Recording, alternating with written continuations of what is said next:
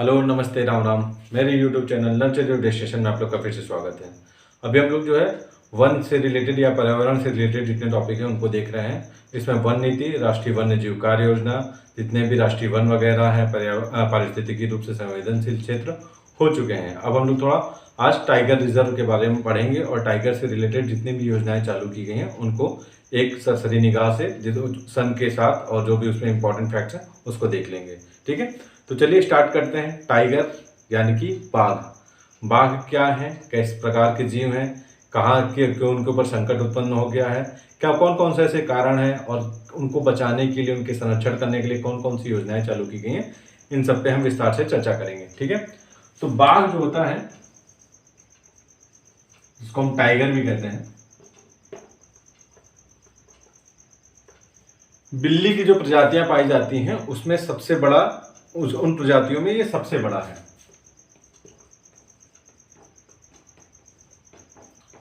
इसकी लंबाई लगभग 13 फीट के बराबर होती है और इसका वजन 300 केजी के बराबर होता है। ये उसकी फिजिकलिटी से रिलेटेड जितनी भी चीजें थी वो हो गई। अब इसकी कितनी जातियां जो हैं वो पाई जाती हैं पूरे विश्व भर में, तो पूरे विश्व भर में इसकी जो है 8 प्रजातियां पाई जाती हैं, जिनमें से 3 जो है विलुप्त हो चुकी हैं। मेनली जो इसकी प्रजाति पाई जाती है, जब हम मैप के थ्रू देखेंगे तो मेनली जो ये है अफ्रीका को छोड़ के, बाकी ये जो आपका रशिया, चाइना में पाई जाती है। फिर ये आपका जो दक्षिण पूर्वी एशिया वाला देश है, Thailand, Cambodia, Laos, Myanmar, Vietnam, इधर पाई जाती है। पूरा इंडोनेशिया में पाई जाती है, मलेशिया में पाई जाती है, इंडिया में पाई जाती है। थोड़ा सा इधर से बनाएंगे तो इधर ये पूरा आपका जो है दक्षिण पूर्व एशिया, इधर वाले क्षेत्र में ही मेनली ये जातियां जो है पाई जाती हैं। अब इनके नाम क्या क्या है, तो पहला जो है 3 तो इंडोनेशिया में इनकी प्रजातियां पाई जाती हैं, उन्हें वहां के द्वीपों के नाम से जावा, सुमात्रा और बाली, ये 3 प्रजातियां वहां के जो द्वीप हैं उन्हीं के नाम से ये पाई जाती हैं, जिनमें से बाली और जावा जो है विलुप्त हो चुकी हैं। और कौन कौन सी 5 बची, एक हमारा रॉयल बंगाल टाइगर हो गया, एक दक्षिणी चीन में पाई जाती है प्रजाति, एक जो है आपका अमूर नदी रशिया में बहती है, रशिया चाइना होते हुए, तो जहां जहां अमूर नदी बहती है उसी नाम से इसका प्रजाति का नाम भी पड़ा है। ठीक है, एक भारत और चाइना के बॉर्डर के पास पाई जाती है, उस प्रजाति के नाम पे पड़ा है, भारत चाइना बॉर्डर पे। ठीक है, और एक कैस्पियन सागर जो हमारा पूर्वी एशिया वाला क्षेत्र था।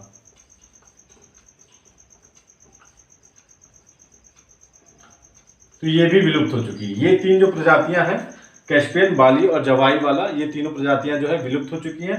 बची कौन कौन सी है, Sumatra, royal Bengal tiger, China वाला और अमूर, जो अमूर नदी के पास है और भारत चाइना बॉर्डर वाले पे। पढ़ना हमें भारत वाले के बारे में है। ठीक है, क्या हुआ कि आखिर जो है बंगाल जो टाइगर का शिकार इतना ज्यादा होने का कारण क्या था, किस वजह से टाइगर का शिकार सबसे ज्यादा हुआ? क्योंकि 20वीं शताब्दी के बीच में ये इंडेंजर्ड नहीं थे, मतलब संकटग्रस्त नहीं थे, विलुप्त होने के कगार पे नहीं थे।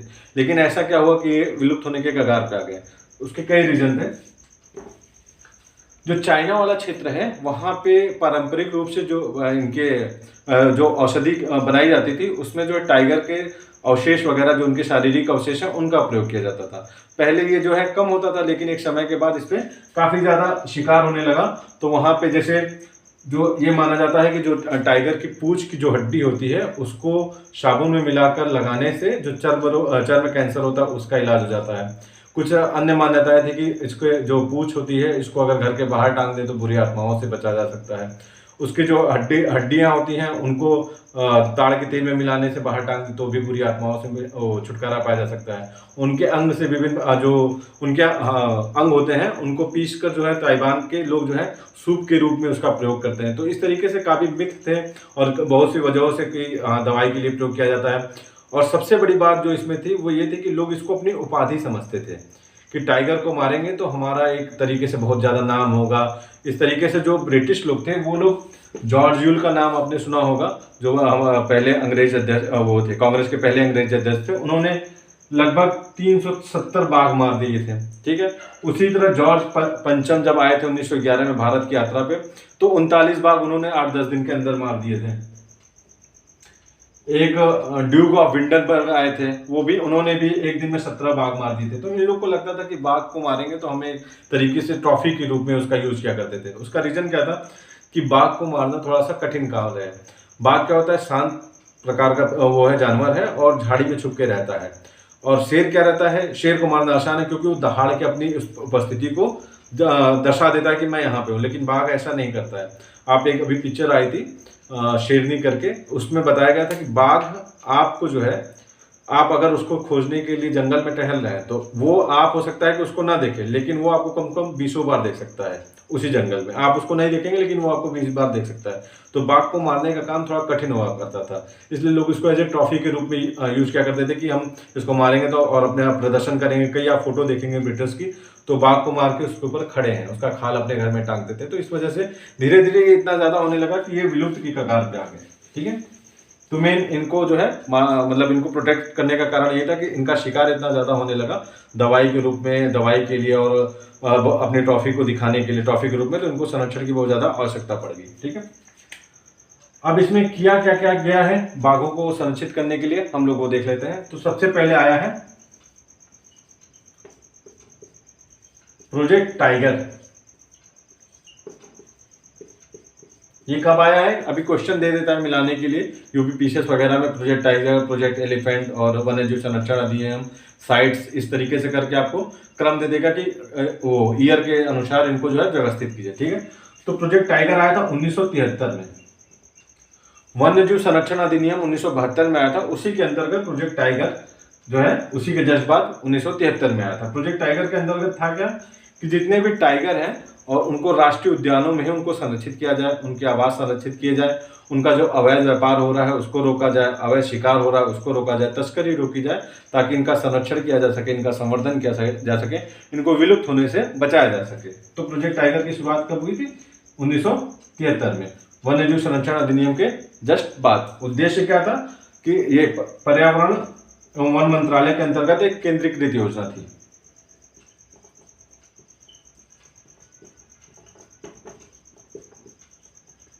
और इसका मेन उद्देश्य क्या था कि जो बाघ है उनको राष्ट्रीय उद्यानों या उनके आवासों में इनको संरक्षित किया जाए। ठीक है, तो पहला तो ये हो गया,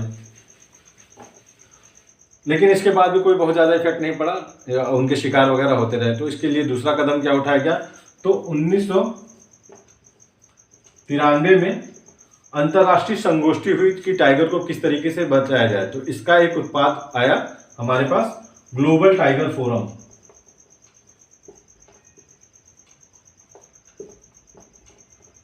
ये आईएएस वगैरह क्वेश्चन पूछ सकता है कि इसके कौन कौन से सदस्य हैं, इसका मुख्यालय कहाँ है, तो आपको ये चीज पता होनी चाहिए। तो ग्लोबल टाइगर फोरम की स्थापना कब हुई, 1994 में। जब वही 1993 में संगोष्ठी हुई तो आपस में वो लोगों ने किया कि कोई ऐसा संगठन होना चाहिए अंतर्राष्ट्रीय लेवल पे जो कि टाइगर के संरक्षण के लिए जो भी कार्यक्रम किया जा रहा है उनको उनमें समन्वय हो, एकीकृत कार्यक्रम बनाया जाए, ताकि पूरे जहां जहां टाइगर पाया जा रहा है पूरे विश्व में उनको एक समान रूप से संरक्षित किया जाए। तो उसी का जो प्रोडक्ट था वो ग्लोबल टाइगर फोरम था, जिसकी स्थापना 1994 में हुई। इसके सदस्य कौन कौन है, Bharat, Bangladesh, Nepal, Bhutan, Cambodia, Vietnam, Myanmar, और एक जो सबसे इंपॉर्टेंट चीज है वो है कि ब्रिटेन भी इसका सदस्य है, जबकि उसके यहाँ बाघ नहीं पाए जाते हैं। हो सकता है अपने पुराने समय की भरपाई कर रहा हो, क्योंकि सबसे ज्यादा शिकार तो उसी के लोगों ने किया था भारत में। तो ब्रिटेन भी इसका सदस्य है। तो इसके सदस्य कौन कौन है, Bharat, Bangladesh, Nepal, Bhutan, Myanmar, Cambodia, Vietnam और ब्रिटेन, जो कि अपना जो पुराने पाप धो रहा होगा। इससे इस तरीके से याद रखिएगा आपका। और इसका मुख्यालय कहाँ पे है, तो इसका मुख्यालय नई दिल्ली में है। तो ग्लोबल टाइगर फोरम का मुख्यालय कहाँ पे है, नई दिल्ली में। ठीक है,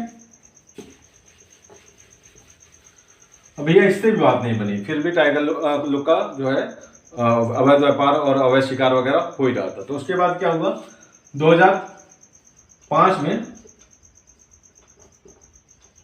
टाइगर टास्क फोर्स का निर्माण हुआ।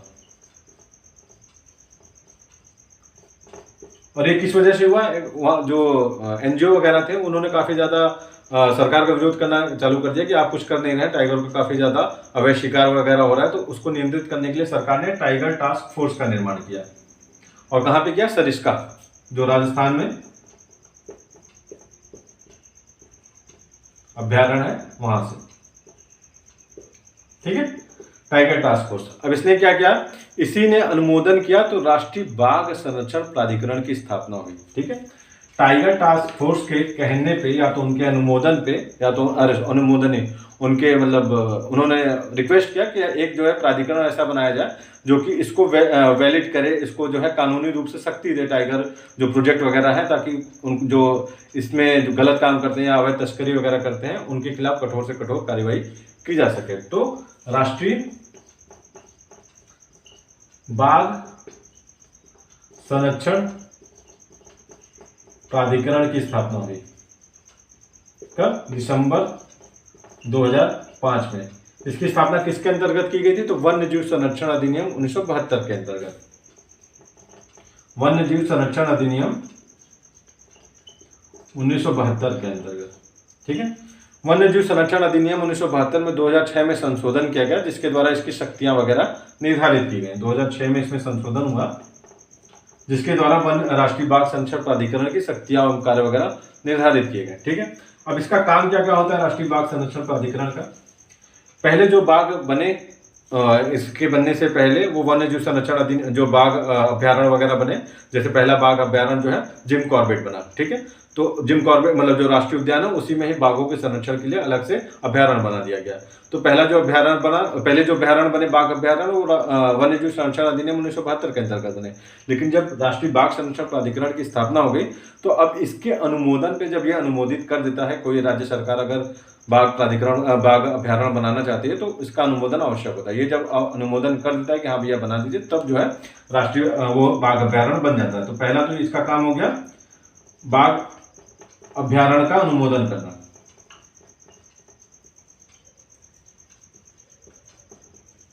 दूसरा इसका काम क्या था, वैधानिक मतलब या तो कानूनी अधिकार प्रदान करना, जो प्रोजेक्ट टाइगर वगैरह के अंतर्गत दिशा निर्देश वगैरह दिए गए हैं, जो नियम बनाए गए हैं, उसको वैधानिक अधिकार आधार प्रदान करना।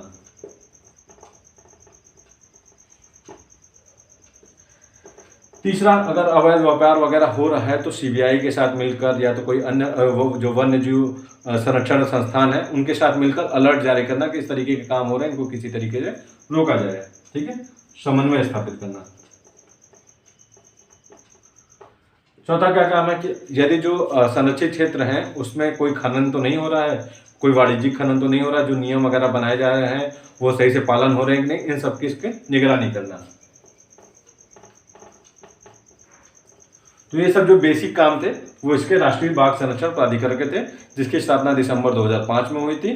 किसके अनुमोदन पे, टाइगर टास्क फोर्स के अनुमोदन पे। और वन्य जीव संरक्षण अधिनियम 1972 में 2006 में संशोधन के द्वारा इसके कार्य एवं शक्तियों का निर्धारित किया गया, ठीक है। अब क्या हुआ, एक आता है सेंट पीटर्सबर्ग घोषणा। क्या है सेंट पीटर्सबर्ग घोषणा क्या है? तो जितने भी देश थे बाघ जहां जहां पाए जाते हैं, टोटल 13 देश हैं। भारत, बांग्लादेश, नेपाल, म्यांमार, भूटान, ये 5 इधर हो गए। फिर आ जाइए Thailand, Cambodia, Laos, Myanmar, Vietnam, फिर चले जाइए रशिया, चाइना और आपका इंडोनेशिया, मलेशिया। टोटल 13 देश हैं जहां पर आपके बाघ पाए जा रहे हैं। तो इन 13 देशों ने मिलकर बाघों के संरक्षण के लिए एक बैठक की रूस के सेंट पीटर्सबर्ग में, जहां पे इन्होंने लक्ष्य निर्धारित किया कि 2022 तक बाघों की संख्या जो है वो दुगनी कर देगी। किसी को T×2 करके पूछा है यूपीपीसीएस एग्जाम में कि T×2 क्या है, तो बाघों की संख्या को दोगुनी करने का जो लक्ष्य है उसी को T×2 कहते हैं। या टाइगर की जो संख्या है उनको दोगुनी कर देनी है, कब तक, 2022 तक।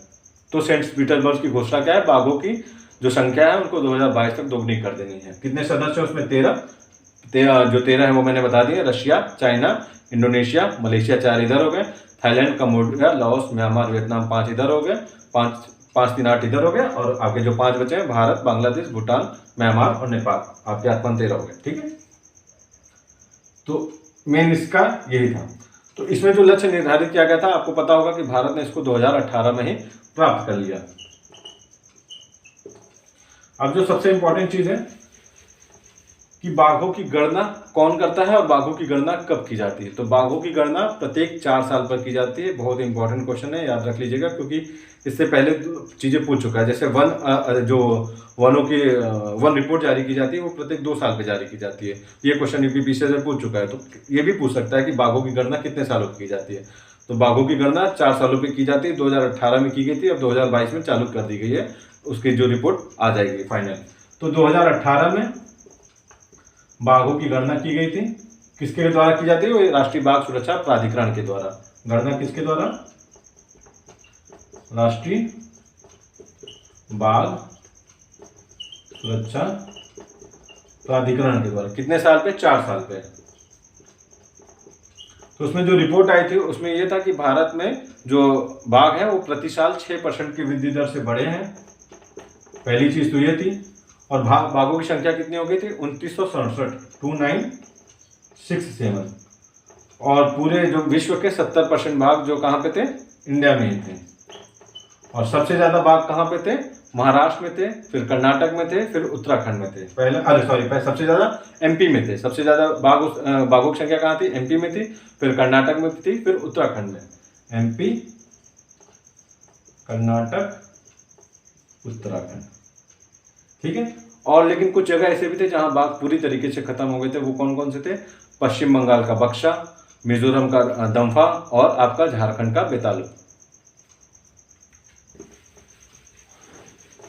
तो ये 3 जगह के थे, पश्चिम बंगाल का बक्सा, मिजोरम का दम्फा और आपका झारखंड का बेताल, जहां पे ये बाघ पूरी तरीके से बचे ही नहीं है, क्योंकि वो थोड़ा सा चाइना का बॉर्डर का है। हो सकता है कि वहां पे ज्यादा अवैध शिकार बहुत ज्यादा हुए हों चाइना में एक्सपोर्ट करने के लिए, इस वजह से वहां पे बाघों की संख्या पूरी तरीके से खत्म हो गई है। ठीक है। अब क्या आता है? लास्ट जो हमारा है वो 2014 में एकीकृत बाघ आवास संरक्षण कार्यक्रम। 2014 में एक कार्यक्रम और लॉन्च किया गया है, एकीकृत बाघ आवास संरक्षण कार्यक्रम। इसमें क्या है? ये भी एक अंतर्राष्ट्रीय सहयोग है। इसका मेन जो उद्देश्य है वो है कि एशिया में जो बाघ हैं उनके आवासों को सुरक्षित करना, उनके अवैध तस्करी और उनके अवैध शिकार को रोकना है। इसमें सदस्य कौन कौन है? वही सदस्य भारत, बांग्लादेश, नेपाल, भूटान, म्यांमार और इंडोनेशिया। 6 सदस्य हैं इसमें टोटल। ठीक है। अब हमारा और क्या पूछ सकता है बाघ से? जो बाघ वो हुआ था, जो बाघों की गणना हुई थी, उसमें एक था एम स्ट्रिप्स करके। ठीक है। ये इसका निर्माण किसने किया था? तो राष्ट्रीय बाघ संरक्षण प्राधिकरण ने इसका निर्माण किया था। ये क्या था? ये जो है सॉफ्टवेयर आधारित तकनीक थी, जिसका मेन उद्देश्य था जो गश्ती करते समय इसका उपयोग किया जा सके, ताकि बाघों की गणना और प्रभावी तरीके से की जा सके। इसमें जीपीएस सिस्टम का भी उपयोग किया गया था। तो इसमें मेन यही पूछ सकता है, एक तो इसका फुल फॉर्म पूछ सकता है, तो मॉनिटरिंग सिस्टम। एम से मॉनिटरिंग हो गया, एस से सिस्टम हो गया, टीआर से टाइगर हो गया, और इप्सो इंटेंसिव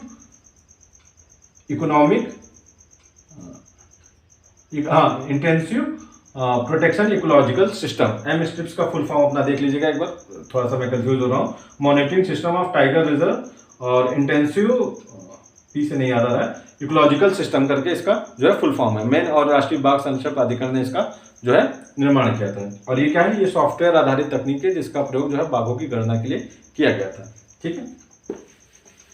और एक चीज और क्या है? CATS कैट्स करके। ये क्या है? ये मानक है कि जितने भी बाघ अभ्यारण्य है वहां पे उनकी सुरक्षा के लिए जो मानक बनाए गए हैं उनका पालन किया जा रहा है कि नहीं किया जा रहा है। ठीक है। तो CATS पूछ लेगा तो क्या? Conservation assured tiger standard. मतलब जो मानक बनाए गए हैं उसके हिसाब से जो बाघ अभ्यारण्य है वहाँ सुरक्षा के बंदोबस्त हैं कि नहीं, इसी के लिए ये जो है बनाया गया है। CATS क्या है, मानकों का एक सिस्टम है, ठीक है, बाघ के सुरक्षा के लिए। तो ये हमारे बाघ से रिलेटेड जितने भी इंपॉर्टेंट फैक्ट्स थे वो हो गए। अब थोड़ा सा हम लोग जो बाघ अभ्यारण्य है उसके बारे में जान लेते हैं। तो पहला जो बाघ अभ्यारण्य था वो कौन है, वो जिम कॉर्बेट है।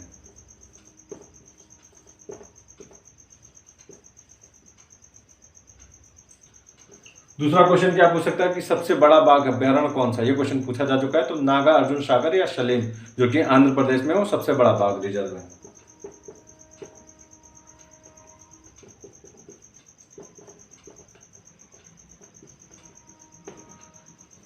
तीसरा क्वेश्चन क्या पूछ सकता है कि सबसे छोटा बाघ अभ्यारण्य कौन है, तो बोर महाराष्ट्र का जो अभ्यारण्य है, बोर महाराष्ट्र का वो सबसे छोटा अभ्यारण्य है। चौथा क्वेश्चन क्या पूछ सकता है कि जो है सबसे ज्यादा टाइगर जो बाघ अभ्यारण्य वो कहाँ है, तो वो MP में है।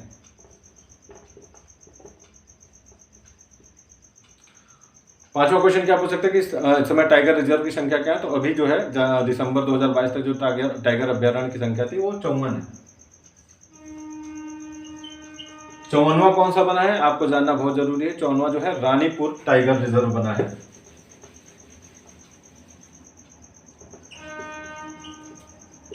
कहां पे, चित्रकूट में, यूपी में। इस प्रकार यूपी में 4 टाइगर रिजर्व हो चुके हैं, दुधवा, पीलीभीत, अमनगढ़ और ये रानीपुर। ये चित्रकूट में है। इसका मेन बनाने का रीजन ये है कि जो केन बेतवा लिंक परियोजना है उसकी वजह से मध्य प्रदेश का जो पन्ना टाइगर रिजर्व है वो डूब जाएगा। जब पूरी तरीके से वो हो जाएगी तो वहाँ के जो टाइगर होंगे वो किधर की तरफ आएंगे, चित्रकूट की तरफ। तो इसीलिए चित्रकूट के पास या बुंदेलखंड का पहला टाइगर रिजर्व है और रानीपुर टाइगर रिजर्व जो वहाँ पे बनाया गया। तो उत्तर प्रदेश में कितने टाइगर रिजर्व हो गए आपके, 4 टाइगर रिजर्व हो गए, ठीक है। और तो इससे रिलेटेड फैक्ट्स बचे नहीं है, बाकी मेरे नोट्स में जो है सारे टाइगर रिजर्व वगैरह दिए हुए हैं। मैंने यही पूछेगा अगर अब जितने भी इसको याद करने का क्या है कि जितने राष्ट्रीय उद्यान है उन्हीं को टाइगर रिजर्व बनाया गया, कुछ उसमें से अलग है उसको आप लोग रट लीजिएगा, ठीक है। तो बाकी अब हम लोग जो नेक्स्ट वीडियो रहेगा उसमें हाथी प्रोजेक्ट, एलिफेंट प्रोजेक्ट के बारे में देख लेंगे, ठीक है। Thank you.